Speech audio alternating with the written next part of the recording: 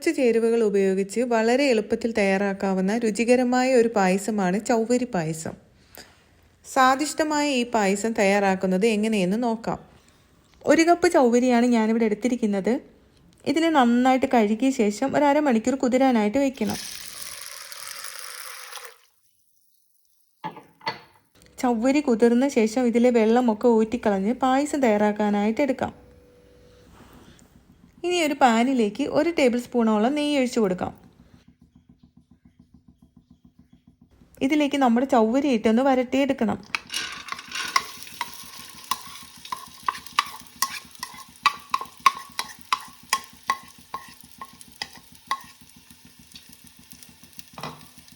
ഇങ്ങനെ വരട്ടിയെടുക്കുമ്പോൾ നല്ലൊരു ടേസ്റ്റും മണവും ആയിരിക്കും നമ്മുടെ പായസത്തിന്.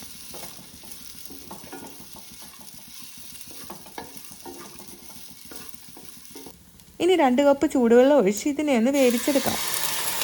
ഒരു 20 മിനിറ്റോളം ഇതിനെ ഒന്ന് വേവാനായിട്ട് അടച്ചു വയ്ക്കാം.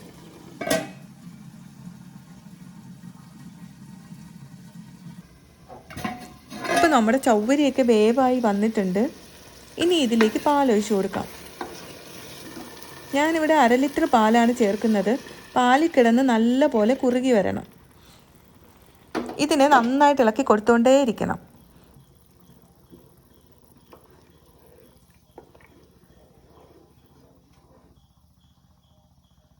ഇനി നമുക്ക് പഞ്ചസാര ചേർത്ത് കൊടുക്കാം.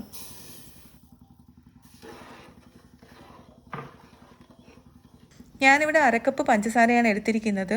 നമ്മുടെ മധുരത്തിനനുസരിച്ച് ചേർത്ത് കൊടുക്കാം കേട്ടോ. ഇനി പായസത്തിലേക്ക് 4-5 ഏലക്ക പൊടിച്ചതും കൂടെ ചേർത്ത് കൊടുക്കാം.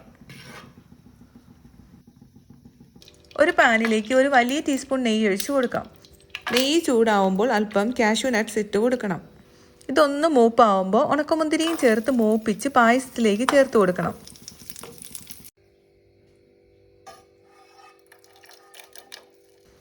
ഇനി ഇതിനെ നല്ല പോലെ ഒന്ന് ഇളക്കി കൊടുക്കണം.